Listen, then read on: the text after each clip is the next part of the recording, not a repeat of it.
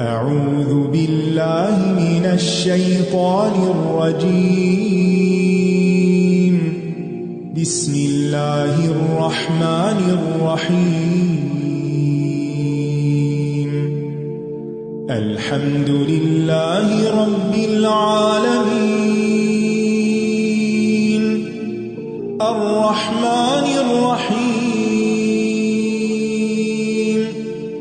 مالک یوم الدین ایاک نعبد و ایاک نستعین اهدنا الصراط المستقیم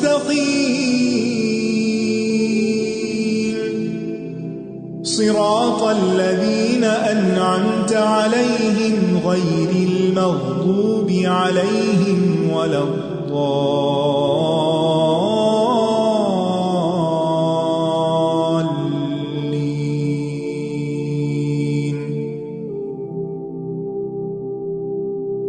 السلام علیکم ورحمۃ اللہ وبرکاتہ۔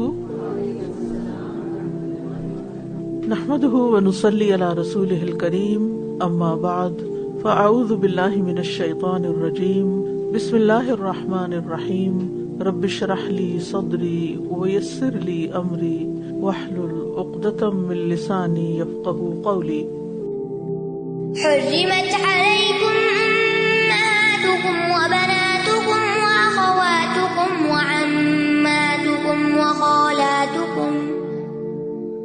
وخالاتکم وبنات الأخ وبنات الأخت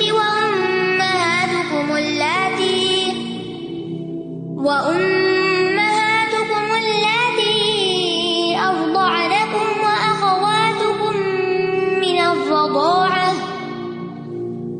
وأمهات نسائكم وربائبكم اللاتي في حجوركم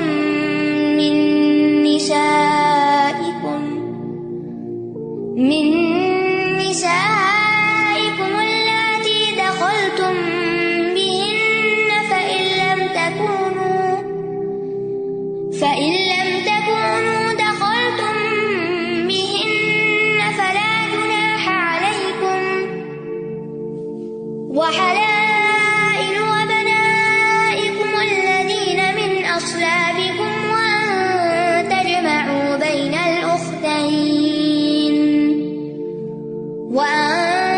تجمعوا بين الأختين إلا ما قد سلف إن الله كان غفورا رحيما۔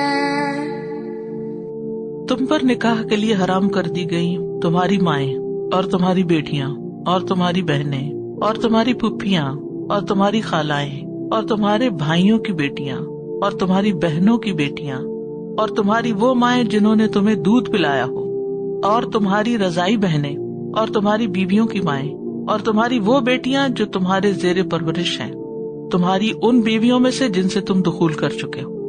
پھر اگر تم نے ان سے دخول نہیں کیا تو تم پر کوئی گناہ نہیں کہ تم ان سے نکاح کر لو، اور تمہارے ان بیٹوں کی بیویاں بھی تم پر حرام ہیں جو تمہاری پشتوں سے ہیں، یعنی بہویں، اور یہ بھی تم پر حرام ہے کہ تم دو بہنوں کو بیک وقت ایک نکاح میں جمع کر دو، سوائے اس کے کہ جو پہلے ہو چکا، بے شک اللہ بہت بخشنے والا نہایت رحم کرنے والا ہے۔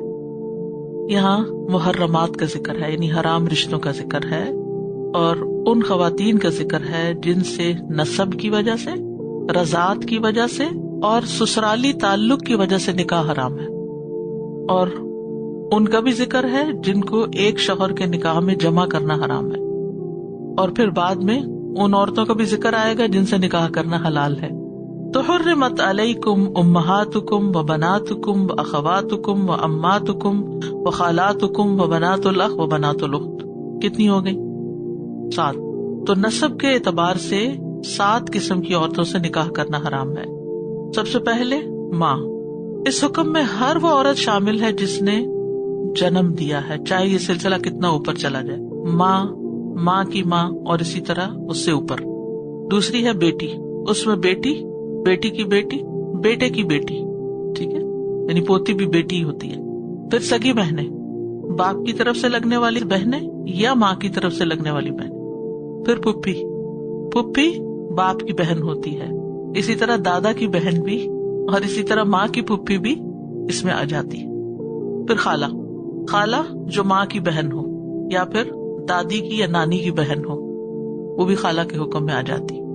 پھر بھائی کی بیٹیاں، اس میں بھائی کی بیٹیاں، بھائی کے بیٹے کی بیٹیاں، اب امیجن کرتے جائیں یہ رشتے ہیں آپ کے، بھائی کی بیٹی کی بیٹیاں، بھائی کی بیٹی کی بیٹیاں، بیٹے کی بیٹیاں بھی اور بیٹی کی بیٹیاں بھی، بھائی کی بیٹی کی بیٹی کی بیٹیاں یعنی نواسی بھی، بہن کی بیٹیاں، اس میں بہن کی بیٹیاں، بہن کی بیٹیوں کی بیٹیاں، بہن کے بیٹوں کی بیٹیاں، وہ بھی آ جاتی۔ تو نسب کے لحاظ سے یہ وہ عورتیں ہیں جو حرام ہیں، جن کے ساتھ نکاح حرام ہے یعنی، اور تمام علماء کا اس پر اجماع ہے کہ ان عورتوں سے نکاح حرام ہے۔ وَأُمَّهَاتُكُمُ اللَّاتِي أَرْضَعْنَكُمْ وَأَخَوَاتُكُمْ مِنَ الرَّضَاعَةِ، اور تمہاری وہ مائیں جنہوں نے تمہیں دودھ پلایا، اور تمہاری رضائی بہنیں بھی، یعنی حق کے رضاعت کی وجہ سے ماں اور بہن سے نکاح حرام ہے۔ یہ دو رشتوں کا ذکر ہے۔ حدیث کی روح سے وہ ساتوں رشتے جو نسب کی وجہ سے حرام ہے، دودھ کی وجہ سے بھی حرام ہے، ان سب کا ذکر دوبارہ نہیں کیا گیا، لیکن وہ بھی اس میں شامل ہے۔ رضائی مائیں، رضائی بیٹیاں، رضائی بہنیں، رضائی پھپھیاں، رضائی خالائیں، رضائی بھتیجیاں، رضائی بھانجیاں، سب شامل ہیں۔ خون کے رشتوں کی طرح رضاعت کے رشتے بھی حرام ہیں۔ صحیح بخاری کی روایت میں آتا ہے، نبی صلی اللہ علیہ وسلم کی زوجہ حضرت عائشہ کہتی ہیں کہ رسول اللہ صلی اللہ علیہ وسلم ان کے پاس موجود تھے کہ اس دوران میں عائشہ رضی اللہ عنہا نے ایک شخص کی آواز سنی جو حضرت حفصہ کے گھر میں داخل ہونے کی اجازت مانگ رہا تھا۔ حضرت عائشہ کہتی ہے میں نے عرض کیا اللہ کے رسول، یہ شخص آپ کے گھر میں داخل ہونے کی اجازت مانگ رہا ہے، تو آپ نے فرمایا میں سمجھتا ہوں کہ یہ فلاں شخص ہے جو حفصہ کا رضائی چچا ہے۔ حضرت عائشہ نے عرض کیا اگر فلاں شخص جو میرا رضائی چچا تھا آج زندہ ہوتا تو وہ میرے گھر میں داخل ہو سکتا تھا؟ تو آپ نے فرمایا ہاں، جو رشتے نسب کی وجہ سے محرم ہوتے ہیں وہ دودھ کے باعث بھی محرم بن جاتے ہیں۔ تو یہاں پر رضائی ماں اور رضائی بہن سے نکاح کی حرمت کا ذکر کر کے باقی رشتوں کو حدیث میں بیان کر دیا گیا۔ وَأُمَّهَاتُ نِسَائِكُمْ وَرَبَائِبُكُمُ اللَّاتِي فِي حُجُورِكُمْ، اب یہاں دامادی یا سسرالی تعلق کی وجہ سے 4 قسم کی عورتوں سے نکاح حرام ہے۔ نمبر 1، امہات نسائکم، تمہاری بیویوں کی مائیں، یہ کون ہو گئی؟ ساس، اور اگر ساس کی امی زندہ ہو وہ بھی اس میں آ جائے گی، ٹھیک ہے۔ اسی طرح باپوں کی بیویاں بھی اسی رشتے میں آتی سسرال کی وجہ سے نا، اور پھر بیٹوں کی بیویاں، پھر بیوی کی ماں۔ وربائبکم، اور چوتھی عورت ہے ربیبہ۔ ربیبہ کہتے ہیں کسی عورت کی پہلے شوہر سے بیٹی جو شادی کے بعد دوسرے شوہر کے گھر میں آ گئی، یہ ربیبہ ہوتی، اور اگر وہ گھر میں نہیں آئی اپنے ہی باپ کے پاس ہے تو پھر حلال ہے، پھر بھی نہیں حلال، ٹھیک ہے۔ یعنی جن عورتوں کے ساتھ ازدواجی تعلق قائم ہو چکا ہو ان کی بیٹی جو ہے وہ پھر حرام ہوگی، ٹھیک۔ تو یہ 3 قسم کی عورتیں جو ہے نا، جو پہلی 3 تھیں، باپوں کی بیویاں، بیٹوں کی بیویاں، بیوی کی ماں، ساس جو ہے، یہ سب اگر صرف عقد نکاح ہو گیا تب بھی حرام ہو جائیں گی، رخصتی نہیں بھی ہوئی۔ لیکن ربیبہ جو ہے وہ تب حرام ہوگی جب دخول ہوگا۔ فی حجورکم من نسائکم اللاتی دخلتم بہن، اگر کسی نے کسی عورت کو پروپوز کیا، نکاح کر لیا لیکن رخصتی نہیں کرائی اور پھر اس کو طلاق دے دی، پھر اسی کی بیٹی جو کسی دوسرے شوہر سے تھی اس کو پروپوز کر لیا تو حلال ہے یہ نکاح، کیونکہ اس عورت کو بھی گھر میں نہیں لایا تھا جس کی بیٹی سے اب نکاح کرنے جا رہا ہے۔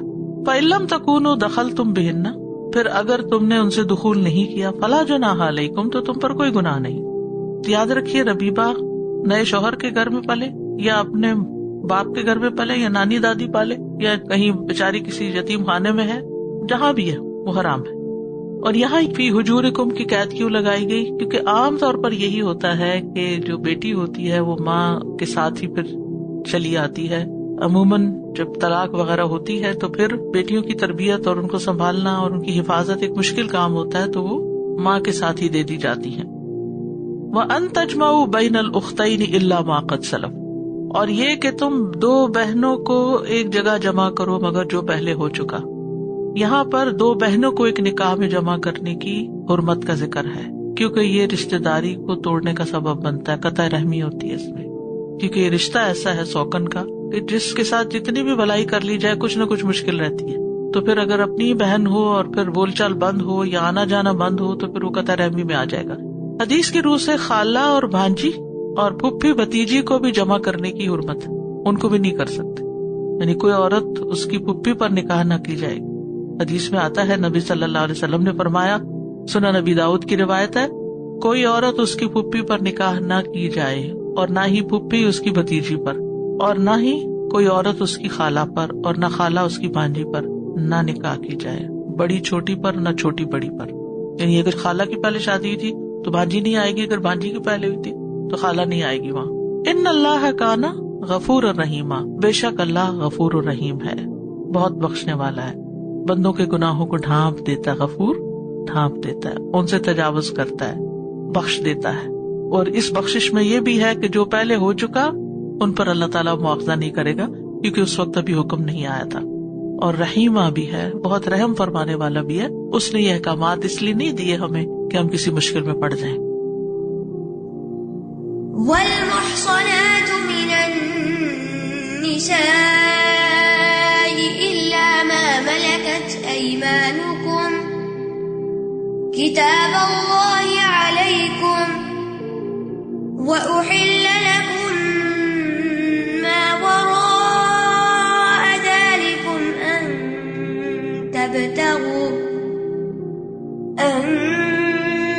تبتغوا بأموالكم محصنين غير مسافحين فما استمتعتم به منهن فآتوهن أجورهن فريضة ولا جناح عليكم فيما تراضيتم به من بعد الفريضة إن الله كان عليما حكيما. سبحان اللہ. اللہ سبحانہ تعالیٰ کے جو صفاتی نام آتے ہیں آیتوں کے آخر میں کمال کے ہیں، کہیں غفور الرحیمہ ہے اور کہیں علیمًا حکیمہ ہے. آیت کے مضمون کی مناسبت سے صفات کا ذکر آتا ہے. اور عورتوں میں سے شادی شدہ بھی تم پر حرام ہے سوائے ان کے جو تمہارے دائیں ہاتھ کی ملکیت ہوں. اللہ نے یہ حکم تم پر لکھ دیا ہے اور ان کے علاوہ دیگر عورتیں تمہارے لیے حلال کر دی گئیں بشرطے کہ تم اپنے اموال کے ذریعے انہیں حاصل کرو، یعنی مہر کے. نکاح میں لانے والے ہو نہ کہ محض بدکاری کرنے والے.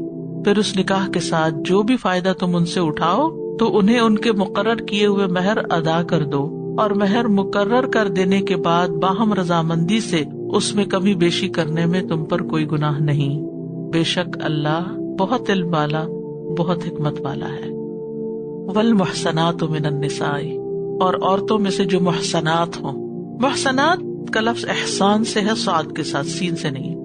4 معنوں میں آتا ہے قرآن. نمبر 1 شادی، نمبر 2 آزادی، نمبر 3 پاک دامنی اور نمبر 4 اسلام. شادی، آزادی، پاک دامنی اور اسلام. تو پھر محسنات کون ہوئی؟ شادی شدہ عورتیں، پاک دامن عورتیں، آزاد عورتیں، مسلمان عورتیں. یہاں پہلا معنی مراد ہے، باقی کس جگہ کون سا معنی رکھنا ہے وہ کانٹیکسٹ بتاتا ہے. تو شادی شدہ عورتوں سے ان کے شوہروں کی موجودگی میں نکاح حرام ہے. شوہر نے طلاق دے دی یا وہ فوت ہو گئے تو پھر اس کے بعد ان عورتوں سے نکاح کر سکتے ہیں ان کی عدت پوری ہونے کے بعد، چاہے وہ عورتیں آزاد ہوں یا غلام ہوں، مسلمان ہوں یا کتابیہ ہوں، اہل کتاب کی عورتوں میں سے ہوں. الا ما ملکت ایمانکم، سوائے اس کے جن کے تمہارے دائیں ہاتھ مالک ہیں، یعنی لونڈیاں. یہ کون ہوتی ہیں؟ جو جنگ کے بعد قید کی ہوئی آتی، خواہ وہ شادی شدہ ہی کیوں نہ ہو، ان سے تعلق حلال، ان سے نکاح نہیں ہوتا، وہ ملک یمین میں دی جاتی ہیں. یعنی اگرچہ ان کے شوہر زندہ ہوں لیکن اب ان کا تعلق شوہر اور خاندان سے ختم ہو گیا ہے اور وہ لونڈیاں بن چکی ہیں. اللہ تعالیٰ نے ان کے حال پہ رحم کرتے ہوئے یعنی ان کو جیلوں میں نہیں ڈالا، قید خانے میں نہیں رکھا جنگی قیدیوں کو، بلکہ ان کے مسلمان مالکوں کو دے دیا، اور 1 ماہواری گزرنے کے بعد وہ ان سے تعلق قائم کر سکتے ہیں. یعنی ایسی عورتوں کی ایک طرح سے عدت کیا ہوگی؟ 1 ہے. کتاب اللہ علیکم، یہ اللہ کا حکم ہے ایک طرح سے یعنی یہ اللہ کی طرف سے لکھا گیا ہے تم پر، اس کو لازم کر لو، اس سے ہدایت حاصل کرو. یعنی ایسا حکم ہے جس میں حلال حرام کے بارے میں تمہیں بتا دیا گیا ہے. وَأُحِلَّ لَكُم مَّا وَرَاءَ ذَلِكُم، اور تمہارے لیے حلال کی گئی جو اس کے علاوہ ہے. تو حرام جو ہے وہ تو گنی چنی ہے اور حلال بے شمار. کھانے پینے کے معاملے میں بھی یہی ہے، دیگر احکامات کے معاملے میں. لیکن شیطان انسان کو کیسے سجاتا ہے کہ اسلام میں تو بہت سے ڈوز اینڈ ڈونٹس ہیں، یہ نہ کرو، وہ نہ کرو، وہ نہ کرو، ہر چیز میں پابندی ہے.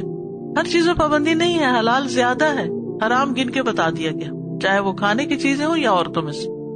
تو یہ اللہ سبحانہ تعالیٰ کی طرف سے مہربانی ہے. وَأُحِلَّ لَكُم مَّا وَرَاءَ ذَلِكُم، لیکن حلال عورتوں سے نکاح کی کچھ شرائط ہیں، اور وہ شرائط کیا ہے کہ یہ باقاعدہ نکاح ہو، صرف شہوت رانی نہ ہو، چھپی دوستیاں نہ ہو، حق کے مہر مقرر کیا جائے اور اس کی ادائیگی بھی کی جائے، تب بھی حلال ہوتی ہے. جو حق کے مہر ادا نہ کرے اس کے لیے وہ نکاح نہیں، زنا ہے. الا یہ کہ عورت اپنی مرضی سے مہر کا کچھ حصہ چھوڑ دے. اسی طرح ایجاب و قبول ہو، اعلان نکاح ہو، چھپا نکاح نہیں ہوتا، اعلان کرنا ہوتا ہے، اور نکاح ولی کر کے دے، عورت خود کہیں جا کے نکاح نہ کر لے. مردوں کو کیا حکم ہے؟ محسنین غیر مسافحین، یعنی ان کو قید نکاح میں لانے والے ہوں، نہ کہ زنا کرنے والے. مسافحین کا لفظ جو ہے یہ سفاح سے نکلا ہے. سفاح کا مطلب ہوتا ہے پانی بہانا، یعنی منی بہانا. مراد ہے اس سے زنا کار جو اپنے نفسوں پہ قابو نہیں رکھتے اور نکاح کے بغیر ہی عورتوں سے تعلق قائم کرتے رہتے ہیں. سورۃ نور میں آتا ہے الزانی لا ينکح الا زانیۃ او مشرکۃ، زانی مرد نہ نکاح کرے مگر زانیہ عورت سے یا مشرکہ سے. والزانیۃ لا ينکحها الا زان او مشرک، اسی طرح زانی عورت بھی نہ نکاح کرے اس سے کوئی مگر زانی مرد یا مشرک. تو عورت سے شرعی طریقے سے تعلق قائم کرنا ضروری ہے. اسی لیے پیچھے شروع میں حکم دے دیا گیا کہ اگر ایک پہ گزارا نہیں تو ایک سے زائد 4 تک شادی کر سکتے ہو، لیکن زنا کی اجازت نہیں ہے کیونکہ اس سے معاشرے میں انارکی پھیلتی ہے. رسول اللہ صلی اللہ علیہ وسلم نے فرمایا، اے نوجوانوں کی جماعت، تم میں سے جو استطاعت رکھے وہ نکاح کرے، اس لیے کہ نکاح نگاہوں کو نیچا رکھتا ہے، شرمگاہ کو بچاتا ہے. اور جو شخص اس کی طاقت نہ رکھے، اس کے پاس نہیں ہے فیملی کو سپورٹ کرنے کا کوئی ذریعہ، تو وہ روزہ رکھے، کیونکہ روزہ اس کی خواہش نفس کو ختم کر دے گا. نکاح جو ہے نصف دین کو مکمل کرتا ہے. فرمایا جب کوئی بندہ نکاح کر لیتا ہے تو وہ اپنا آدھا دین مکمل کر لیتا ہے، لہٰذا اسے چاہیے کہ باقی آدھے دین کے بارے میں اللہ سے ڈرتا رہے. اور نکاح کے بعد جو ازدواجی تعلقات ہیں وہ بھی ایک عبادت ہے، وہ بھی ایک نیکی ہے، اس پر بھی ثواب ہے. نبی صلی اللہ علیہ وسلم سے پوچھا گیا کہ یا رسول اللہ، جب ہم میں سے کوئی اپنی بیوی سے تعلق قائم کرتا ہے تو کیا اس کے لیے اجر ہے؟ آپ نے فرمایا بتاؤ، اگر وہ حرام طریقے سے خواہش پوری کرے تو اس پہ گناہ ہوگا یا نہیں ہوگا؟ انہوں نے کہا ہوگا. آپ نے فرمایا اسی طرح جب وہ حلال طریقے سے خواہش پوری کرتا ہے تو اس کے لیے اجر ہے. پھر فرمایا فَمَسْتَمْتَعْتُمْ بِهِ مِنْهُنَّ فَآتُوهُنَّ أُجُورَهُنَّ فَرِيضَةً، یعنی نکاح کے بعد جن عورتوں سے تم فائدہ اٹھاؤ، ان سے صحبت کرو، ان کے مہر پورے ان کے حوالے کرو، فریضہ سمجھ کر. ٹھیک ہے، فَمَسْتَمْتَعْتُمْ بِهِ مِنْهُنَّ کا مطلب ہے نکاح کے بعد فائدہ اٹھانا. بعض لوگوں نے اس کا مطلب نکالا اس سے مراد نکاح متع ہے کہ مرد اور عورت، یعنی نہ اس میں ولی نہ گواہ نہ کوئی اور، دونوں ایک دوسرے کے ساتھ خود ہی معاملہ طے کر کے تعلق قائم کر لیں اور اس کے بعد جب وہ پیریڈ ختم ہو تو اس کو چھوڑ دیں. تو یہ مراد نہیں ہے اس سے. اور یہاں مہر کی ادائیگی ہو رہی ہے. نکاح متع میں تو مہر نہیں ہوتا، وہ تو ویسے ہی کچھ نہ کچھ دے دیا جاتا ہے جو بھی طے کرے. تو مہر کی ادائیگی جو ہے فرض ہے. قرآن مجید میں مہر کے لیے فریضہ کا لفظ بھی آیا ہے، نحلہ کا لفظ بھی آیا ہے، صداق کا لفظ بھی آیا ہے، اور اجور کا لفظ بھی آیا ہے. وآتوا النساء صدقاتہن نحلہ، عورتوں کو ان کے مہر خوش دلی سے ادا کرو اور اس میں سے تم کچھ لے نہیں سکتے. سورۃ البقرہ میں آتا ہے ولا یحل لکم ان تأخذوا مما آتیتموہن شیئا، تمہارے لیے حلال نہیں کہ اس میں سے جو تم نے انہیں دیا ہے کچھ بھی لو. تو یاد رکھیے کہ حق کے مہر دینے کا جو ارادہ نہیں رکھتا وہ ایک طرح سے زانی ہے.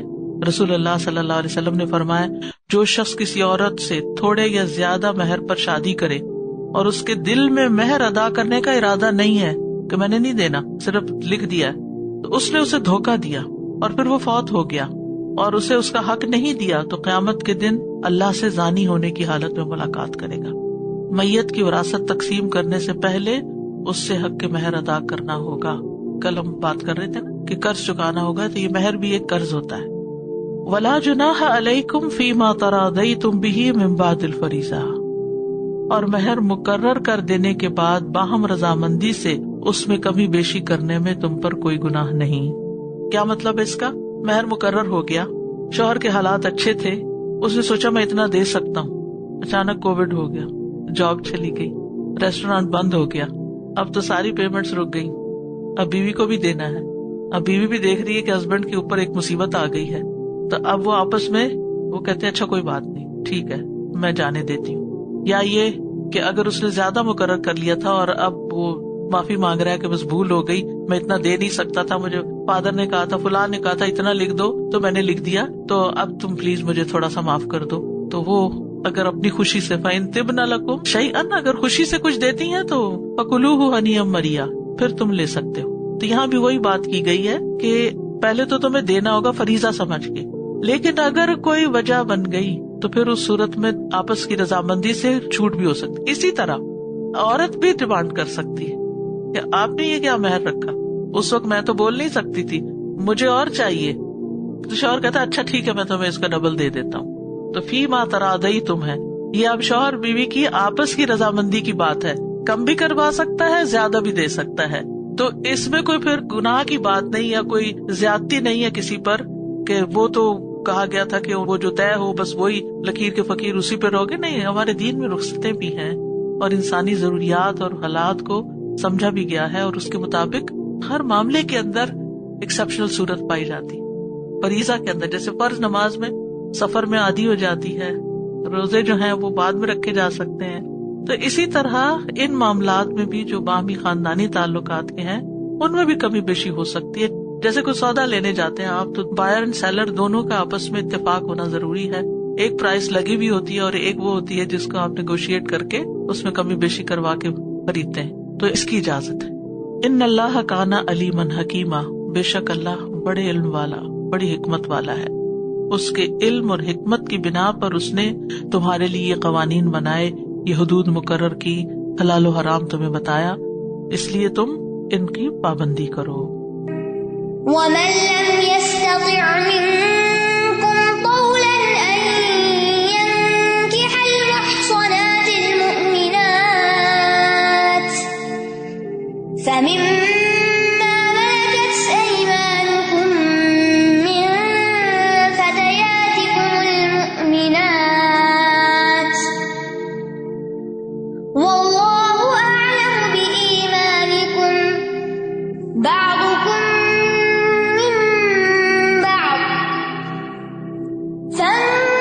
فَانكِحُوهُنَّ بِإِذْنِ أَهْلِهِنَّ وَآتُوهُنَّ أُجُورَهُنَّ بِالْمَعْرُوفِ مُحْصَنَاتٍ غَيْرَ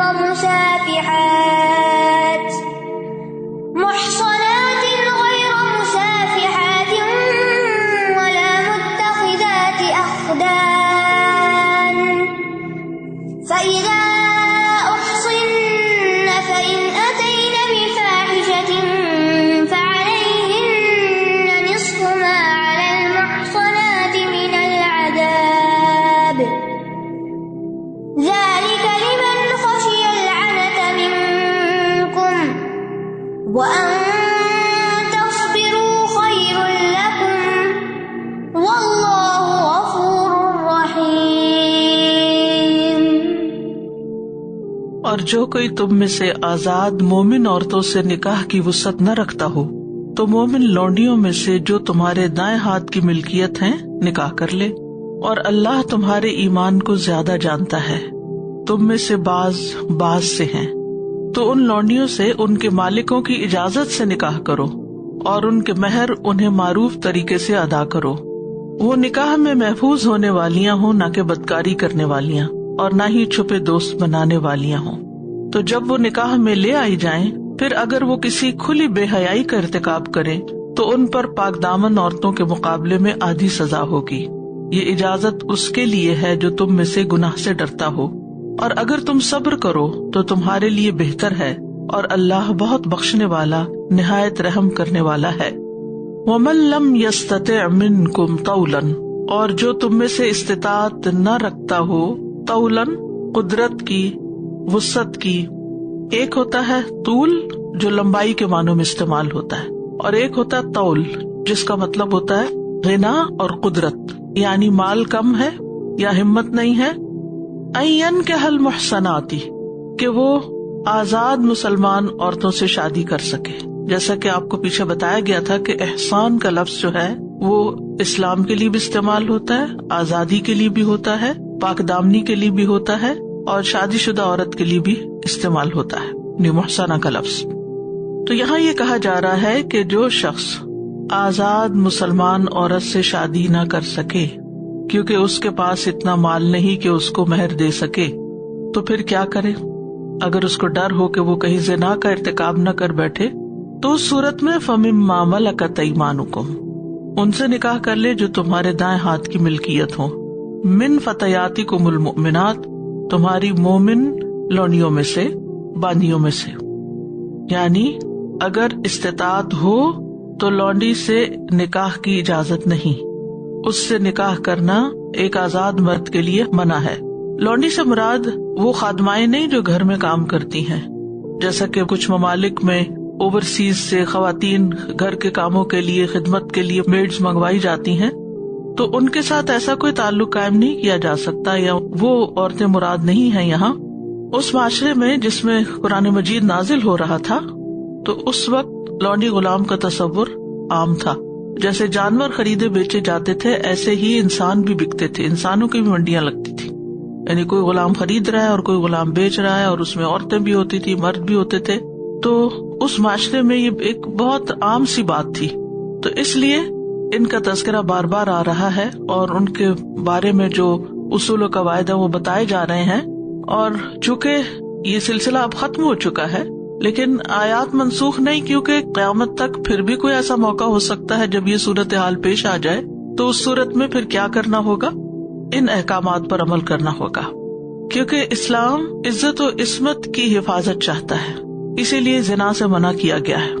سورۃ المؤمنون میں آتا ہے والذین هم لفروجہم حافظون الا علی ازواجہم او ما ملکت ایمانہم فانہم غیر ملومین.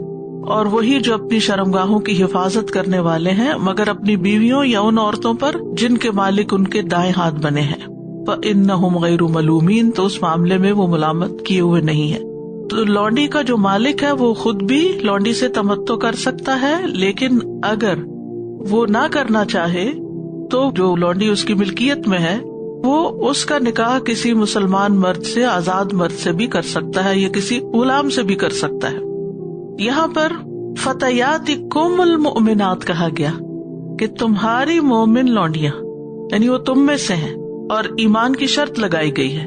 یعنی اگر اہل کتاب لونڈی ہوگی یا مشرک ہوگی تو اس صورت میں اس سے نکاح نہیں ہوگا. یہاں صرف مسلمان لونڈیوں کی طرف اشارہ ہے. واللہ عالم بایمانکم، اور اللہ تمہارے ایمان کو خوب جانتا ہے. یعنی اللہ سبحانہ تعالی تمہارے دلوں کے حالات جانتا ہے اور تمہارے ایمان سے خوب واقف ہے کہ کس کے اندر کتنا ایمان ہے. بعضکم من بعض، تم میں سے بعض سے ہیں، یعنی تم سب آدم کی اولاد ہو. عرب معاشرے میں ویسے بھی لونڈیوں سے نکاح ایک معیوب بات سمجھی جاتی تھی اور ان کو سیکنڈ کلاس سٹیزن سمجھا جاتا تھا. تو یہاں پر یہ بتایا گیا کہ اگرچہ درجات مختلف ہیں انسانوں کی دنیا میں، اور یہ ہر ملک میں ہوتا ہے، ہر علاقے میں ہوتا ہے، کہیں کوئی وجہ ہو سکتی ہے، کہیں کوئی وجہ ہو سکتی ہے کہ کسی کا اسٹیٹس ہائی ہے، کسی کا کم ہے. اداروں کے اندر، ملکوں کے اندر، آرگنائزیشنز میں، ہر جگہ پر اونچ نیچ ہوتی ہے.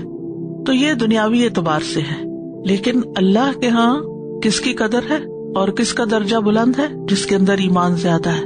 تو واللہ عالم بایمانکم، تمہارے ایمان کا حال اللہ کو زیادہ پتا ہے. ہو سکتا ہے کہ کسی ایک لونڈی کو تم حقیر سمجھ رہے ہو، معمولی چیز سمجھ رہے ہو، لیکن اللہ کے ہاں اس کا درجہ بہت بلند ہو. حضرت سمیہ کون تھی؟ یہ ابو جہل کے چچا کی لونڈی تھی. تو ابو جہل کا چچا جب فوت ہو گیا تو پھر ابو جہل نے اس پر قبضہ کر لیا. لیکن حضرت سمیہ کی شادی جو تھی وہ حضرت یاسر سے ہوئی تھی، ٹھیک ہے، جن سے حضرت عمار پیدا ہوئے تھے. تو یہ سب غلام تھے، کیونکہ لونڈی کی اولاد بھی غلام ہوتی ہے، غلام کی اولاد بھی غلام ہوتی ہے پھر. لیکن آپ کو معلوم ہے کہ حضرت سمیہ کا درجہ کیا ہے؟ وہ شہید ہونے والوں مردوں اور عورتوں میں سب سے پہلی شہیدہ ہیں. تو واللہ اعلم بایمانکم، جتنی تکلیفیں انہوں نے ابو جہل کے ہاتھ اٹھائی ہم میں سے کوئی تصور نہیں کر سکتا. تو اس لیے کسی بھی انسان کو حقیر مت جانو، کیونکہ ہم ہو سکتا ہے کسی کے بارے میں کوئی ایسا گمان قائم کریں اور وہ اللہ کا محبوب ہو، اللہ کا ولی ہو، اللہ کا دوست ہو، تو یہ اللہ سبحانہ وتعالیٰ کو ناراض کرنے والی بات ہے. بعضکم من بعض، تم سب آدم کی اولاد ہو، ایک دوسرے سے ہو، تمہاری ملت ایک ہے، تمہارا دین ایک ہے. پھر محض لونڈی کی وجہ سے اس سے نکاح میں تردد نہ کرو. لیکن نکاح کیسے ہوگا؟ فَانْكِحُوهُنَّ بِإِذْنِ أَهْلِهِنَّ، ان سے نکاح کرو ان کے مالکوں کے اذن سے. اہل سے مراد یہاں لونڈی کا مالک ہے، ٹھیک ہے، یعنی لونڈی اور غلام کا ولی کون ہے؟ اس کا آقا ہے. تو اس سے یہ پتہ چلتا ہے کہ کوئی بھی لونڈی سے خود شادی نہیں کر سکتا، یا لونڈی خود کسی سے شادی نہیں کر سکتی جب تک کہ اس کے ولی کی اجازت نہ ہو.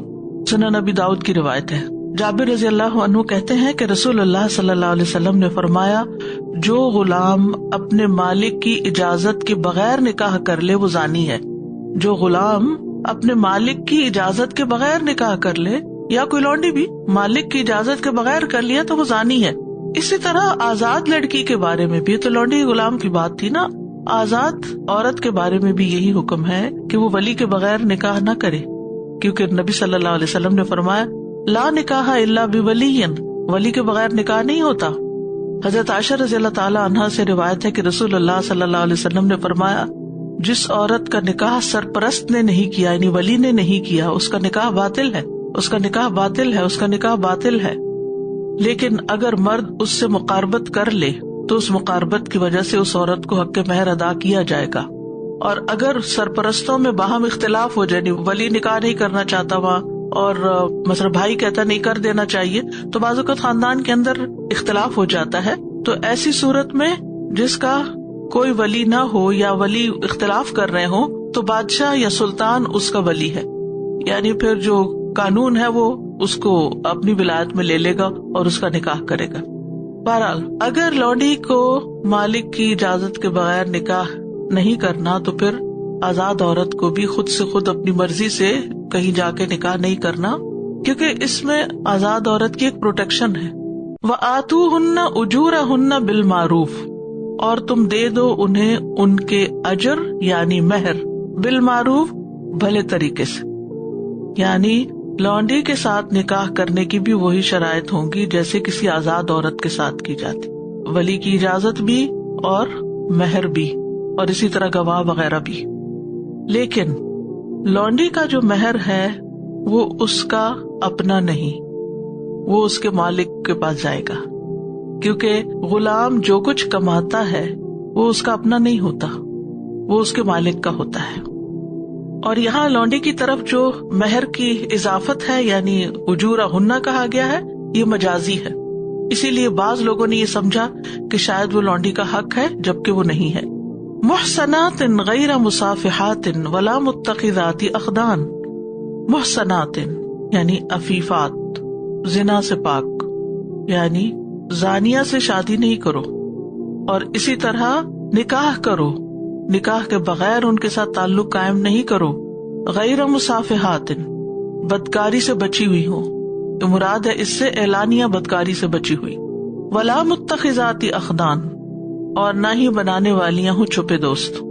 اب یہاں 3 شرائط لگا دی، محصنات غیر مصافحات ولا متخذات اخدان. ہمارے دین میں جس عورت یا جس مرد کا زنا obvious ہو، ظاہر ہو، معلوم ہو، لیکن گواہ نہیں، مگر ایک شخص کے کردار سے یہ پتہ چلتا ہے کہ یہ کوئی شریف آدمی نہیں ہے یا کوئی شریف عورت نہیں ہے، تو پھر وہاں پر بچوں کی شادی نہیں کرنی چاہیے.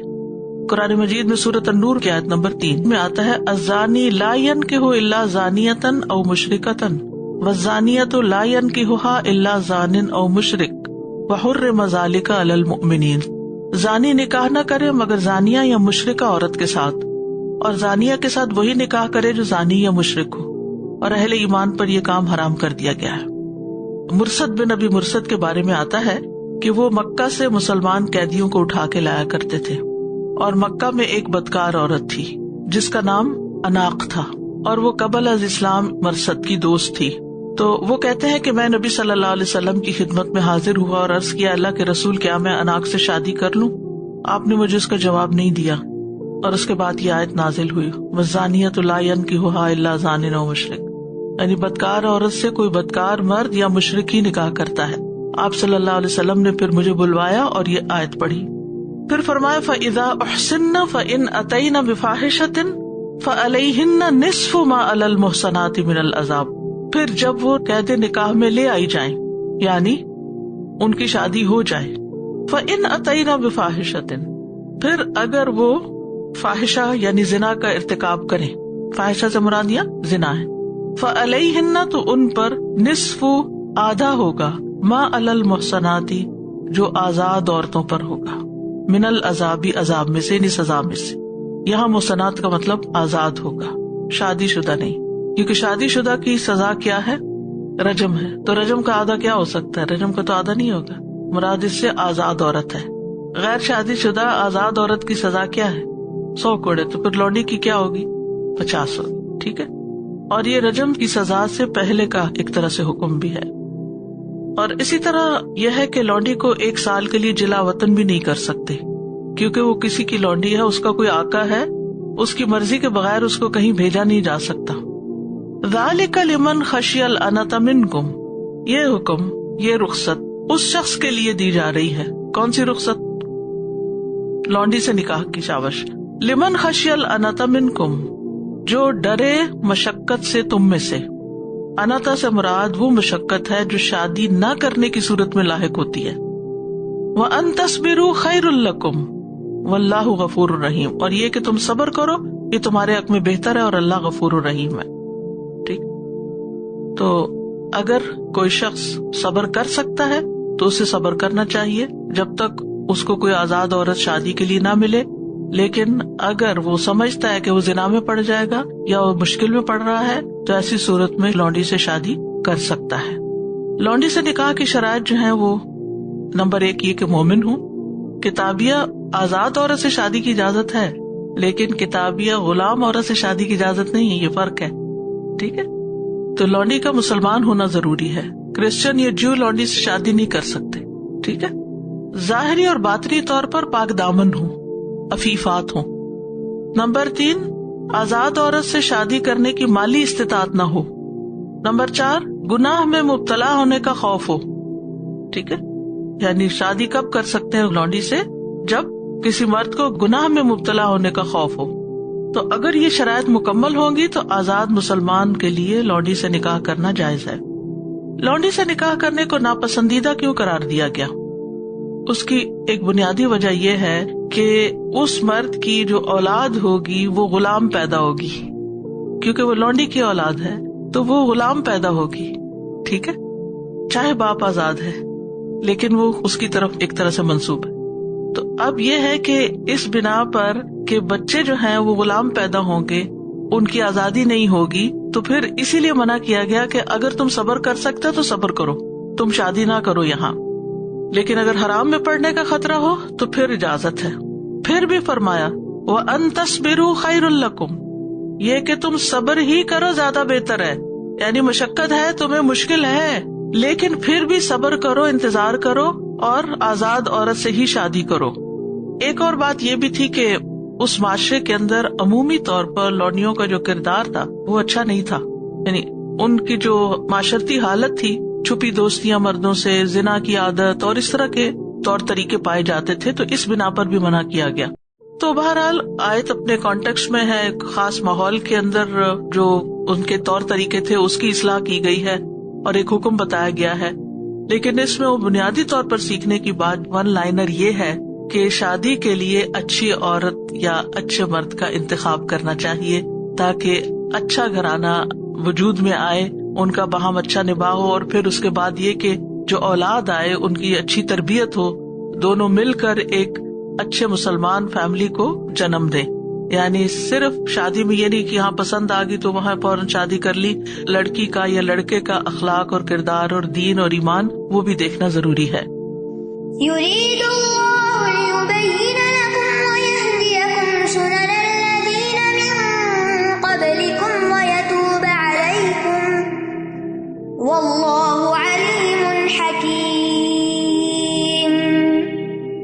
چاہتا ہے کہ وہ تمہارے لیے احکام خوب واضح کر دے اور تم سے پہلے نیک لوگوں کے طریقوں کی طرف تمہاری رہنمائی کرے اور تم پر مہربان ہو، اور اللہ بہت علم والا، بہت حکمت والا ہے۔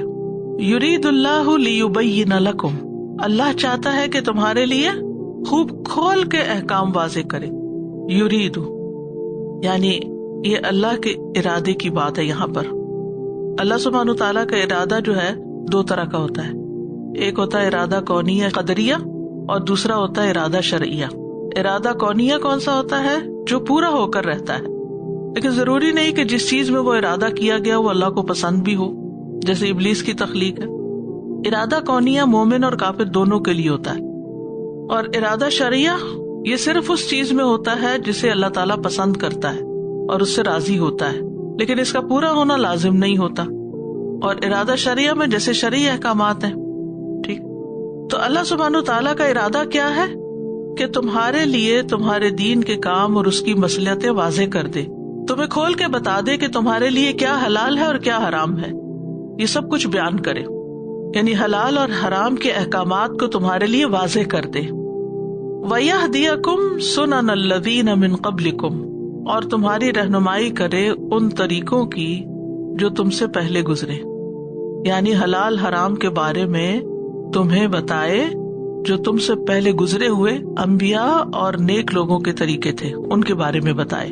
مثلاً محرمات پچھلی امتوں میں بھی محرمات تھیں، تو یہاں پر اللہ تعالیٰ چاہتا ہے کہ تمہاری رہنمائی کرے، تمہیں کھول کھول کے بتائے کہ تمہارے لیے کیا جائز ہے، کیا ناجائز ہے، خیر کیا ہے، شر کیا ہے، تاکہ لوگ خیر کے رستوں پر چلے اور شر کے راستوں سے رک جائیں۔ وَيَهْدِيَكُمْ میں جو ہدایت کا لفظ ہے، ہدایت کی بھی دو قسمیں ہوتی ہیں، ہدایت التوفیق اور ہدایت الارشاد یا دلالہ جس کو کہتے ہیں، توفیق دینے کی ہدایت، اور اس پر سوائے اللہ کے کوئی قادر نہیں ہوتا، کوئی کسی کو توفیق نہیں دے سکتا ہدایت کی۔ اور دوسرے رہنمائی اور راستہ دکھانے کی ہدایت، اور یہ ہدایت بھی اللہ کی طرف سے ہوتی ہے اور مخلوق کی طرف سے بھی ہوتی ہے، جیسے پیغمبروں کی طرف سے، علماء کی طرف سے، وہ بھی لوگوں کو ہدایت دیتے ہیں، یعنی راستہ دکھاتے ہیں۔ لیکن اصل ہدایت اللہ کی طرف سے، ان ھدی اللہ ھو الھدی، پیغمبر ہو یا علماء ہو وہ اپنی مرضی کی باتیں کر کے اس کو ہدایت نہیں کہہ سکتے، بلکہ ان کو بھی ہدایت کہاں سے ملتی ہے؟ اللہ کی طرف سے ملتی ہے، تو پھر وہ لوگوں میں بانٹتے ہیں۔ جیسے رسول اللہ صلی اللہ علیہ وسلم نے فرمایا، میں تو صرف پیغامات پہنچانے والا ہوں، اصل میں اللہ ہدایت دیتا ہے۔ ابو ہریرہ کہتے ہیں رسول اللہ صلی اللہ علیہ وسلم نے اپنے چچا کی موت کے وقت ان سے کہا تھا لا الہ الا اللہ کہہ دیں تو میں قیامت کے دن آپ کے لیے گواہی دوں گا، لیکن اس وقت انہوں نے انکار کر دیا، تو اللہ تعالیٰ نے کیا فرمایا، انک لا تہدی من احببت، آپ ہدایت نہیں دے سکتے جس کو آپ پسند کریں، ٹھیک ہے۔ تو یہ کون سی ہدایت ہے؟ ہدایت توفیق ہے، ٹھیک۔ ہدایت ارشاد جو ہے، جیسے انبیاء رستہ دکھاتے ہیں، وَإِنَّكَ لَتَهْدِي إِلَىٰ صِرَاطٍ مُسْتَقِيمٍ، کہ آپ لوگوں کو سیدھے رستے کی طرف بلاتے ہیں، تو اس کا مطلب یہ ہے کہ تعلیم دیتے ہیں، اس میں آیات میں کنٹرڈکشن نہیں ہے۔ ایک ہدایت توفیق ہے، انک لا تہدی من احببت میں ہدایت توفیق، توفیق کون دیتا ہے؟ اللہ دیتا ہے، اس لیے اللہ سے مانگنی چاہیے۔ اور ہدایت ارشاد یعنی تعلیم کی، یہ اللہ تعالیٰ بھی دیتے ہیں، قرآن میں جیسے ہے، حدیث میں جیسے ہے، علماء کے ذریعے جو تعلیم دیتے ہیں علماء اس کے ذریعے ہے، تو اس کا بھی اصل سورس اللہ ہی کی ذات ہے، ٹھیک ہے۔ تو اللہ سبحانہ تعالیٰ کیا چاہتا ہے؟ وَيَهْدِيَكُمْ، تمہیں ہدایت دینا چاہتا ہے، تمہاری رہنمائی کرنا چاہتا ہے، کس چیز کی طرف؟ سنن الذین، ان لوگوں کے طریقوں کی طرف، من قبلکم، جو تم سے پہلے گزرے، یعنی پچھلی شریعتیں، وَيَتُوبَ عَلَيْكُمْ، اور تم پر مہربان ہونا چاہتا ہے، یعنی تمہارے نیک کاموں کی طرف پلٹنے کی وجہ سے تم پر مہربانی کرنا چاہتا ہے۔ تو بندے کے لیے اللہ کی توبہ دو طرح سے ہوتی، ایک توبۃ التوفیق اور ایک توبۃ القبول۔ زیادہ تو نہیں ہو رہا بھاری، ہر چیز دو دو ہو رہی ہیں، لیکن انشاءاللہ یہ اگر باتیں آپ کو یاد رہیں گی نا تو قرآن کے بہت سے حصوں کو سمجھنے کا موقع مل جائے گا آپ کو، یعنی بہت آسان ہو جائے گا۔ تو توبۃ التوفیق کیا ہوتی ہے اللہ کی طرف سے؟ کہ اللہ تعالیٰ توبہ کرنے کی کسی کو توفیق دے دیتا ہے، یتوب علیکم میں توفیق پائی جاتی ہے، ٹھیک ہے۔ اور توبۃ القبول کیا ہوتی ہے کہ جب بندہ توبہ کر لیتا ہے تو اللہ تعالیٰ پھر قبول بھی کرتا ہے، یعنی توبہ کی توفیق بھی وہی دیتا ہے اور توبہ قبول بھی وہی کرتا ہے۔ ثم تاب علیہم لیتوبوا، پھر اس نے ان پر مہربانی کے ساتھ توجہ فرمائی، یعنی ان کو توفیق دی تاکہ وہ توبہ کریں، اور پھر اللہ تعالیٰ نے ان کی توبہ قبول کر لی. یہ سورۃ التوبہ میں آتا ہے. تو بندوں کو پھر کیا کرنا چاہیے؟ زیادہ سے زیادہ اللہ سبحانہ تعالیٰ کی طرف پلٹنا چاہیے، توبہ کی توفیق مانگنی چاہیے، کیونکہ بعض اوقات ہمیں پتا ہوتا ہے ہم نے غلط کام کیا ہے، لیکن ہم توبہ نہیں سنبھال کر پاتے، یا اتنی شدت سے گناہ کا احساس نہیں ہوتا، دل سخت ہو جاتے ہیں. تو اپنے گناہ کو پہچاننا، اپنی غلطی کو ماننا اور پھر اس پہ شرمندہ ہونا، یہ بھی اللہ کی توفیق سے ہی ہوتا ہے. پھر جب انسان توبہ کر لیتا ہے تو پھر اللہ تعالیٰ اس کو معاف بھی کر دیتا ہے. تو یہ سراسر اللہ تعالیٰ کی رحمت ہے. ابو ہریرہ کہتے ہیں رسول اللہ صلی اللہ علیہ وسلم نے فرمایا، اس ذات کی قسم جس کے قبضے میں میری جان ہے، اگر تم گناہ نہ کرتے تو اللہ تمہیں لے جاتا اور ایسی قوم لے آتا جو گناہ کرتے پھر اللہ سے مغفرت طلب کرتے تو اللہ تعالیٰ ان کو معاف کر دیتا. ٹھیک ہے، تو اللہ تعالیٰ کو یہ پسند ہے. آپ صلی اللہ علیہ وسلم نے یہ بھی فرمایا کہ ہر انسان خطا کار ہے، اور بہترین خطا کار وہ ہے جو توبہ کرتے ہیں. بہترین خطا کار کون ہے؟ جو توبہ کرتے ہیں. لہذا اللہ تعالیٰ کو بہت پسند ہے کہ ہم توبہ کرتے رہیں، اور جو اللہ سے معافی کی امید رکھتا ہے اللہ تعالیٰ اس کو معاف فرما دیتے ہیں. واللہ علیم حکیم، اور اللہ بہت جاننے والا، بہت حکمت والا ہے. یعنی اللہ تعالیٰ کو پتا ہے کہ اللہ کے بندوں کے حالات کی اصلاح کیا چیز کر سکتی، اور کیا احکامات ان کو دینے چاہیے، کون سی چیز بندوں کے فائدے میں ہے اور کون سی چیز نقصان دینے والی ہے، اور کون سی چیز کب دینی چاہیے، کتنی دینی چاہیے. یعنی اس کے جتنے بھی اوامر اور نہیں ہیں وہ علم اور حکمت پر مبنی ہے. تو یہاں جتنے بھی احکامات دیے جا رہے ہیں یہ سورۃ النساء میں اور اس سے پہلے کی صورتوں میں اور بعد میں بھی پورے قرآن میں، اوور آل بھی جو اوامر و نواہی ہیں یہ سب اللہ کی طرف سے ہیں، جس کا علم ہم سے بہت زیادہ ہے، اور صرف علم نہیں، اس کی حکمت بھی بہت زیادہ ہے. لہٰذا ان احکامات کو مشکل نہیں سمجھنا چاہیے، ان پر عمل کرنا چاہیے، کیونکہ اسی میں ہمارا فائدہ ہے.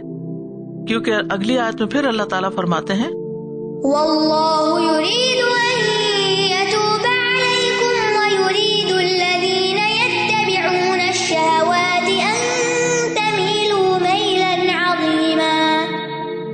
اور اللہ چاہتا ہے کہ وہ تم پر مہربان ہو، یعنی وہ علم والا، حکمت والا، وہ چاہتا ہے کہ تم پر مہربان ہو. اور جو لوگ خواہشات کی پیروی کرتے ہیں وہ چاہتے ہیں کہ تم گمراہی کی طرف خوب مائل ہو جاؤ.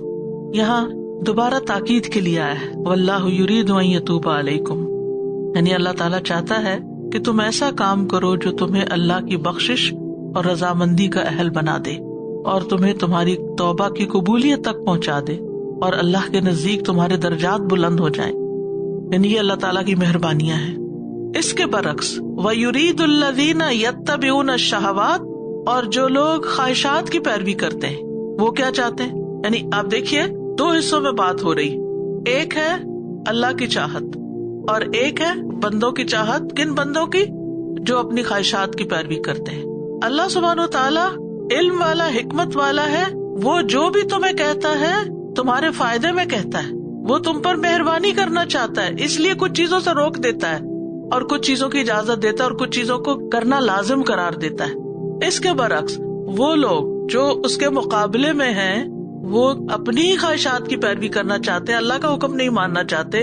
وہ کیا چاہتے ہیں؟ ان تمیلوا میلا عظیما، کہ تم خوب گمراہی کی طرف مائل ہو جاؤ. وہ تمہیں گمراہ کرنا چاہتے ہیں، اور جو راستہ گم کر بیٹھے وہ تو ہلاکت میں ہی پڑ جاتا ہے.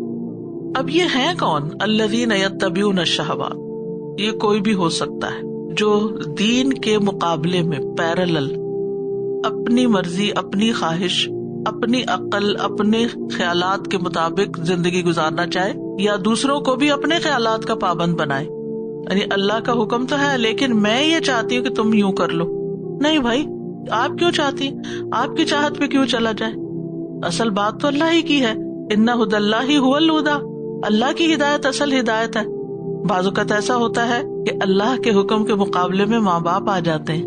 ایسا ہوتا ہے نا، یعنی اللہ تعالیٰ کا حکم کچھ ہے، ماں باپ کچھ اور ہی نصیحتیں کر رہے ہیں. کبھی ایسا ہوتا ہے کہ شوہر آ جاتا ہے، کبھی خاندان آ جاتا ہے، کبھی ہمارا معاشرہ اور ماحول آ جاتا ہے. اللہ کی رضا کچھ اور ہوتی ہے اور لوگوں کی رضا کچھ اور ہوتی ہے. تو ایسی صورت میں چاہے وہ قانونی احکامات ہوں یا پھر عبادات ہوں یا اخلاق کے معاملات ہوں یا لین دین کے معاملات ہوں، ان تمام چیزوں میں پیروی کس کی کرنی چاہیے؟ اللہ کے احکامات کی، نہ کہ اپنی خواہش کی یا ان لوگوں کی خواہشات کی جو اللہ کا حکم نہیں ماننا چاہتے۔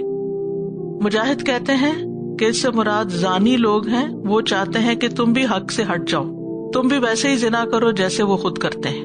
یعنی عموماً یہ ہوتا ہے کہ جو شخص خود نشہ کرتا ہے وہ دوسرے کو بھی آفر کر دیتا ہے، جو خود غلط راستے پہ جاتا ہے وہ اپنے دوستوں کو بھی لے جاتا ہے، جو خود ایک حرام کو حرام نہیں سمجھتا وہ جو اس کو حرام سمجھے اس کا مذاق اڑاتا ہے۔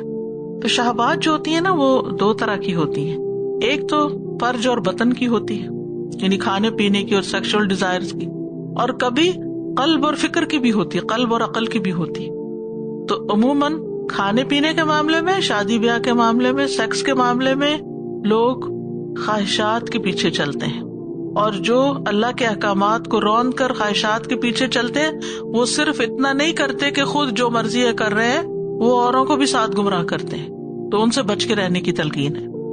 اسی لیے انسان کو بہت محتاط ہو کے زندگی بسر کرنی چاہیے۔ دو طرح کے لوگوں سے بچنا چاہیے، ایک وہ جو جاہل ہے، اس کے اندر شبہات ہوتے ہیں، کنفیوژنز ہوتی ہیں، تو وہ بعض اوقات آپ کو بھی کنفیوز کرتا ہے اپنی جہالت کی بنا پر، کیونکہ اس کو شرعی حکم پتہ ہی نہیں ہوتا۔ دوسرا وہ شخص جس کو حکم تو پتا ہے لیکن وہ خواہشات کا بندہ ہے، شہوات کے پیچھے چلتا ہے۔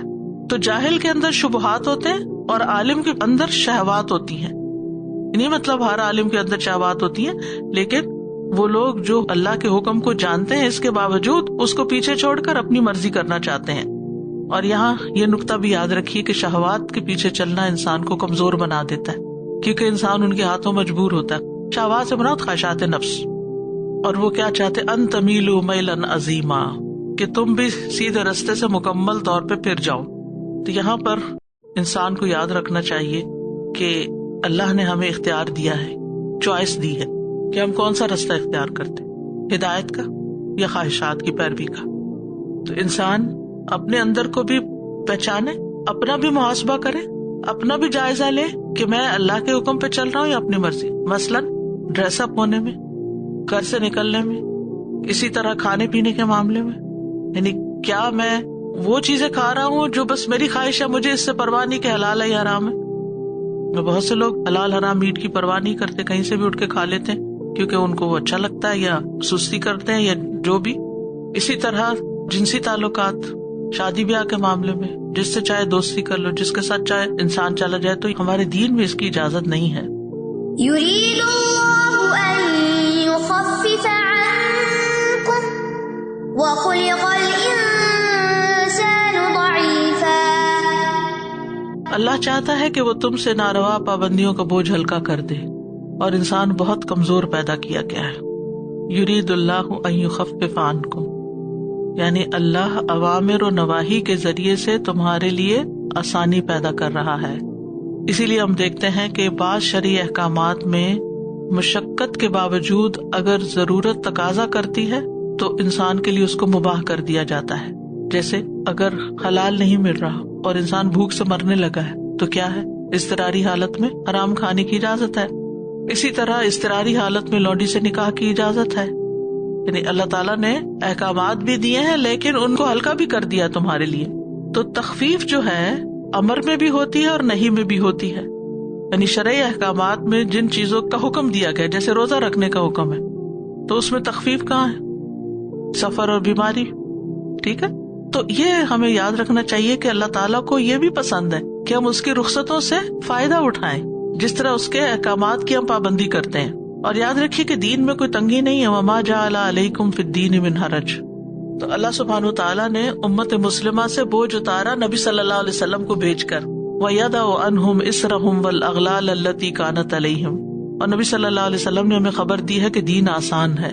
ایک اعرابی نے رسول اللہ صلی اللہ علیہ وسلم کو فرماتے ہوئے سنا، آپ نے 2 مرتبہ فرمایا تمہارا سب سے بہترین دین وہ ہے جو سب سے زیادہ آسان ہو۔ یعنی اگرچہ کچھ کام کرنے میں اور کچھ چھوڑنے میں انسان کو مشکل ہوتی ہے، نفس پہ بھاری ہوتے ہیں، لیکن جب انسان کرنے لگتا ہے تو وہی چیزیں آسان بھی ہو جاتی ہیں، اور جب ان کا کرنا ناممکن ہو تو اس میں اجازت بھی ہے۔ اب مثلاً ہمیں ناپاکی کی حالت میں غسل کرنے کا حکم ہے، لیکن اگر پانی ٹھنڈا ہے اور موسم بھی ٹھنڈا ہے تو کیا حکم ہے؟ تیمم کر لیں، جیسے حضرت عمرو بن العاص تھے تو ایک سریہ میں ان کو نبی صلی اللہ علیہ وسلم نے لیڈر بنا کے بھیجا تھا، تو وہاں انہیں رات کو نہانے کی ضرورت پیش آئی، تو صبح بہت سخت سردی تھی اور پانی بھی ٹھنڈا تھا، تو انہوں نے تیمم کیا اور نماز لیڈ کر دی، یعنی کہ جماعت کرا دی، کیونکہ وہ سریہ کے لشکر کے قائد تھے تو نماز بھی وہی پڑھاتے تھے۔ تو جب لوگ واپس آئے تو انہوں نے نبی صلی اللہ علیہ وسلم سے شکایت کی، آپ نے پوچھا تم نے ایسا کیوں کیا؟ تو وہ کہنے لگے کہ مجھے قرآن مجید کی یہ آیت یاد آ گئی تھی کہ اللہ سبحانہ وتعالیٰ تم سے آسانی چاہتا ہے، ہلکا کرنا چاہتا ہے، اور کان اللہ بکم رحیمہ، اور اللہ تم پہ بڑا مہربان ہے۔ تو آپ صلی اللہ علیہ وسلم مسکرا دیے۔ تو آپ کا مسکرانا جو تھا یہ بھی ایک تشریح ہے، یعنی ایک تو آپ حکم دیتے ہیں اور دوسرا ہی کہ آپ کی موجودگی میں کوئی کام کیا جائے۔ اسی طرح آپ کسی چیز پر اگر راضی نہیں تو آپ خاموش نہیں رہتے تھے، آپ اس کے اوپر انکار کر دیتے تھے۔ بہرحال نبی صلی اللہ علیہ وسلم نے بہت سے ایسے احکامات دیے جس سے ہمارے دین میں ہمارے لیے آسانیاں پیدا ہوئیں۔ آپ نے فرمایا اگر میری امت پر مشقت نہ ہوتی تو میں انہیں ہر وضو میں مسواک کا حکم دیتا، اور حضرت انس کہتے ہیں کہ آپ نے فرمایا آسانی کرو اور سختی نہ کرو، خوشخبری دو اور نفرت نہ دلاؤ۔ وَخُلِقَ الْإِنسَانُ ضَعِيفًا، اور انسان ہر لحاظ سے کمزور پیدا کیا گیا ہے۔ انسان اپنے جسمانی اعتبار سے، ذہنی اعتبار سے، جذباتی اعتبار سے، ارادے کے اعتبار سے اس کے اندر کمزوری ہے، تو اسے چاہیے کہ اپنی حیثیت پہچانے اور اللہ کے آگے جھک جائے۔ تو اللہ سبحانہ وتعالیٰ نے ہماری کمزوریوں کا لحاظ رکھا ہے، اور اس لیے بھی کہ ہم تکبر نہ کریں، کیونکہ تکبر اللہ تعالیٰ کو بالکل بھی پسند نہیں۔ محلب بن ابی صفرہ کے بارے میں آتا ہے کہ وہ ایک دفعہ بہت اکڑ کے چل رہا تھا، تو مالک بن دینار نے دیکھا تو انہوں نے کہا کہ ایسے نہیں چلو، یہ چال اللہ کو مبغوض ہے، ناپسند ہے۔ تو کہنے لگا تم مجھے نہیں جانتے کہ میں کون ہوں؟ انہوں نے کہا میں تمہیں اچھی طرح جانتا ہوں، تم ایک نطفہ تھے، پھر تم آخر میں جیفا رہ جاؤ گے، جیفا کا مطلب مردار، اور ابھی بھی تم نے اپنے پیٹ میں گندگی اٹھائی ہوئی ہے۔ تو اس نے کہا ہاں واقعی تم مجھے صحیح معنی میں پہچان گئے ہو۔ حقیقت یہ کہ انسان کی یہی حقیقت ہے، اپنے آغاز کو یاد رکھے اور اپنے انجام کو یاد رکھے تو وہ کبھی بھی تکبر نہ کرے، اپنے آپ کو بڑی چیز نہ سمجھے، کمزور ہی سمجھے۔ تو انسان ہے تو کمزور، لیکن اللہ نے اس کو یہ طاقت ضرور دے رکھی ہے کہ وہ حرام چیزوں سے بچے اور اللہ کی پسند کے کام کرے۔ ابن عباس سے کسی نے سوال کیا کہ میرا نفس خیر سے محبت کرتا ہے لیکن ہے کمزور، نافرمانی کے آگے ثابت قدم نہیں رہتا، جو ہی گناہ کا کام دیکھتا ہوں تو میرا نفس اس کے آگے کمزور پڑ جاتا ہے، تو اس کام کے لیے کوئی دوا یا شفا ہے؟ آپ میری رہنمائی کریں۔ تو انہوں نے کہا جی ہاں، اللہ تعالیٰ کا فرمان ہے کہ وَخُلِقَ الْإِنسَانُ ضَعِيفًا، لیکن اللہ نے آپ کو اسلحہ بھی دیا ہے تاکہ آپ قوت پکڑ لیں، اور اللہ نے آپ کو ایسا اسلحہ دیا جس کے ساتھ آپ دل کو مضبوط کر سکتے ہیں، اور وہ ہے اللہ کی اطاعت، اس کے ذکر کی کثرت، اللہ کی عظمت میں غور و فکر کرنا کہ اللہ کتنا بڑا ہے، اور جو اللہ کا آپ پر حق ہے اس پر غور و فکر کرنا۔ اور یہ یاد رکھو کہ تم سے سوال کیا جائے گا، فَوَرَبِّكَ لَنَسْأَلَنَّهُمْ أَجْمَعِينَ عَمَّا كَانُوا يَعْمَلُونَ، سو تیرے رب کی قسم یقیناً ہم ان سب سے ضرور سوال کریں گے اس کے بارے میں جو وہ کرتے تھے۔ تو آپ اپنی برائیوں پر عذاب کے حقدار ہیں اور فرما برداری پر ثواب کے حقدار ہیں، لہٰذا آپ غور و فکر کریں اور خواہشات کی پیروی نہ کریں، ورنہ یہ آپ کو اللہ کے راستے سے روک دیں گی۔ اور قرآن مجید میں کیا آتا ہے، وَأَمَّا مَنْ خَافَ مَقَامَ رَبِّهِ وَنَهَى النَّفْسَ عَنِ الْهَوَىٰ فَإِنَّ الْجَنَّةَ هِيَ الْمَأْوَىٰ۔ تو جس وقت انسان کا نفس اس کو نافرمانی کی دعوت دے تو نفس کو خود سمجھائے انسان کہ یہ بہت خطرے کی بات ہے، انسان کو اللہ کی نافرمانی سے روکا گیا ہے، اس کے غضب سے ڈرایا گیا ہے۔ تو اس لیے موت اس حال میں نہیں آنی چاہیے کہ انسان اللہ کا نافرمان ہو، بلکہ اس حال میں آنی چاہیے کہ انسان کے گناہ معاف ہو چکے ہوں۔ تو ہم سب کو اپنے نفس سے جہاد کرنے کی ضرورت ہے۔ حرمت علیکم امہاتکم وبناتکم واخواتکم وعماتکم وخالاتکم وبنات الاخ وبنات الاخت وأمهاتكم اللاتي أرضعنكم وأخواتكم من الرضاعة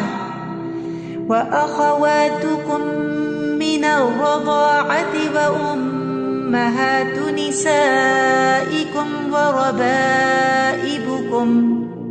وربائبكم اللاتي في حجوركم من نسائكم اللاتي دخلتم بهن فإن لم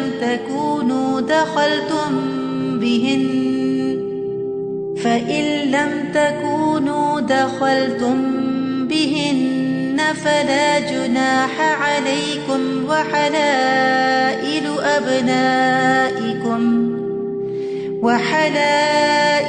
أبنائكم الذين من أصلابكم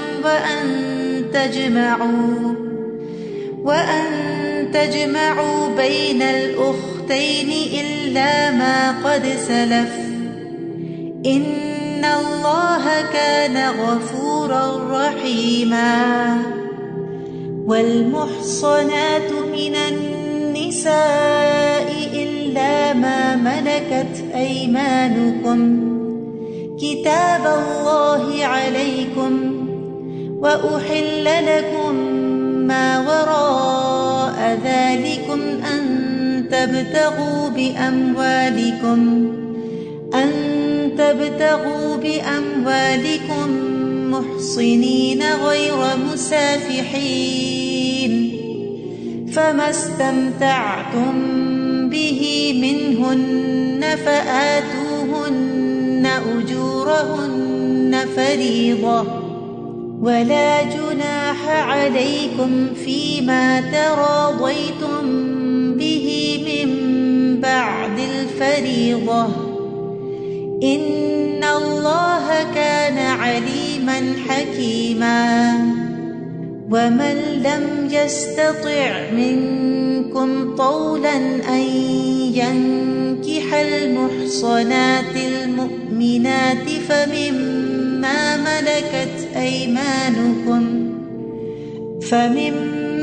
ملكت أيمانكم من فتياتكم المؤمنات والله أعلم بإيمانكم بعضكم من بعض فانكحوهن بإذن أهلهن وآتوهن أجورهن بالمعروف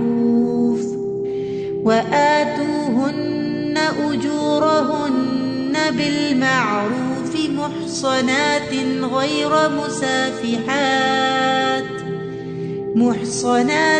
غير مسافحات ولا متخذات أخدان فإذا أحصن فإن أتين بفاحشة فعليهن